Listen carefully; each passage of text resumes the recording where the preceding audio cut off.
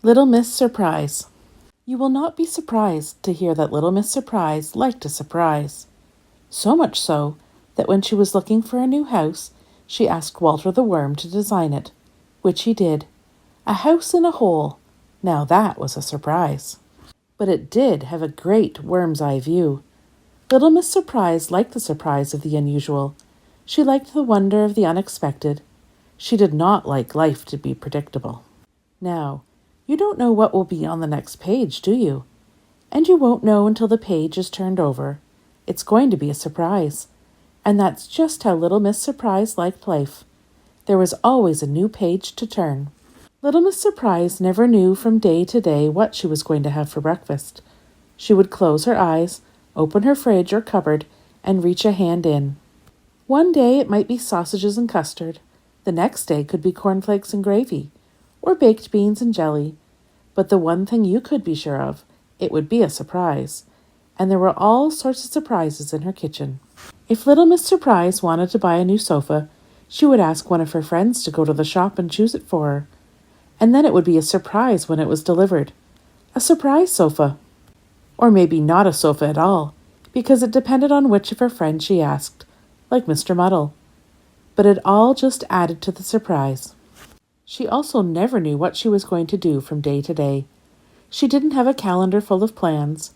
In fact, she didn't have a calendar. She just set off each day and did whatever came to mind first.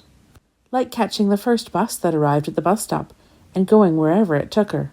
It might be the beach, or the library, or the shops, or the rubbish tip. She didn't mind where she went. It was all about the surprise. The next day might not be a bus to the rubbish tip.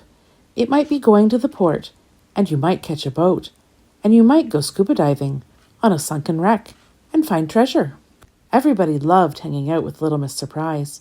You never knew what fun you might have, but it was always a surprise. Like hanging out at the circus on a trapeze. Or you might find yourself playing tabletop tennis, which is not the same as table tennis. Now it will come as no surprise to hear that Mr. Quiet liked a quiet life. But there were moments when he saw his friends out having an amazing time with Little Miss Surprise that Mr. Quiet wished for a little more excitement in his life. A day out with Little Miss Surprise might be just the thing.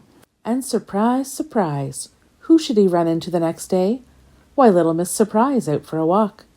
"How would you like to come and feed the animals in the park?" she asked.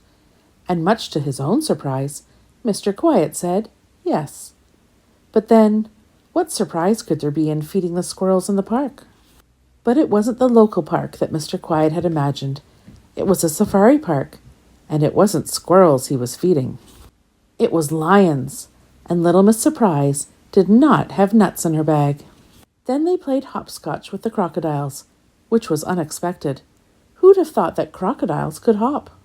And they had tea in a hot air balloon. What you might call high tea. Very high tea.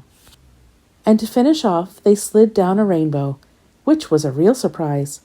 It had been a wonderful day full of surprises, and that evening Mr. Quiet decided that he would love to spend more time with Little Miss Surprise.